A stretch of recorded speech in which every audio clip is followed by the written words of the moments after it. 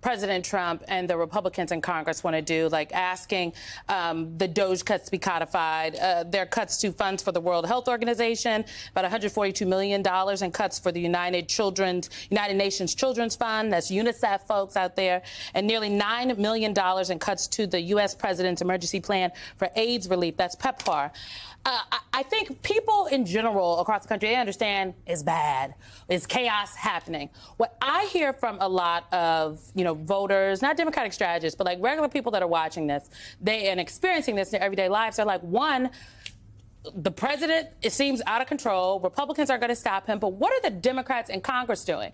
And I was struck maybe not struck. I'm not shocked that you're saying Leader Jeffries is doing a good job. I think he has a hard job to do. But there are people out there that say he isn't doing a good job. I'm not one of those people. But what do you say to those folks? I think Leader Jeffries is doing a great job. And look, I think we have to recognize that we lost a big election. It's a big election, and that's because we didn't convince the American public that we're on their side.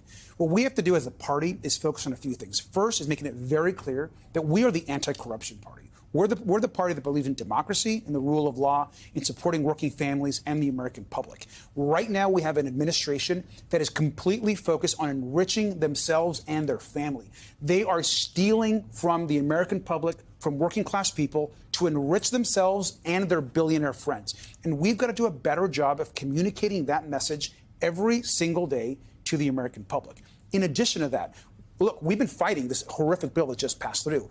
Every week that goes by, we're getting stronger. We're honing in on our message. And people are, when I'm going out, talking to people, going to town halls, people are reacting to the aggressive approach that we're taking, and they like it. We've got to be out there and fight every single day. I think Leader Jeffries understands that. I think the rest of the caucus understands that.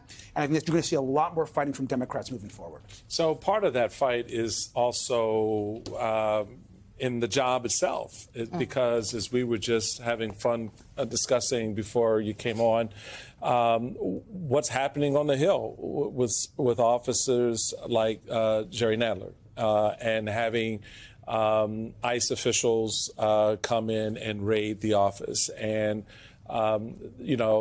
big constitutional concerns about that, big law and order, rule of law concerns about that. How do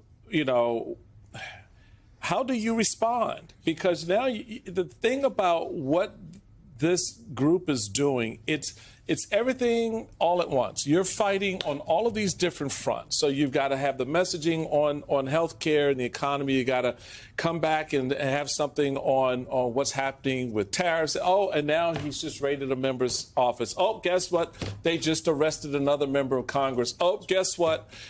They're ignoring, the request for information from the IGs or whatever. How do you contain that? How do you begin to contain that part of the conversation? I think, one, we've got to call out every single lie, every single attack on democracy. Every time they try to intimidate members of Congress or the public, we have got to call it out. We can't be afraid of putting it all out on the table. And the American public understands, and the American public wants to see us fight. Because when I'm back home, people are coming up to me and saying, "Thank you for fighting," or "Fight harder," or "Get out there and get in their face." I mean, people are angry, and I hope that people across this town understand that the American public they're pissed. They're seeing their paychecks being impacted. They're seeing grocery prices go up. They're not able to buy a home. And so we've got to communicate to them that we are the party of working class and middle class folks, and we are the party that's going to stand up to corruption and ensure that folks like Donald Trump and Elon Musk are held accountable.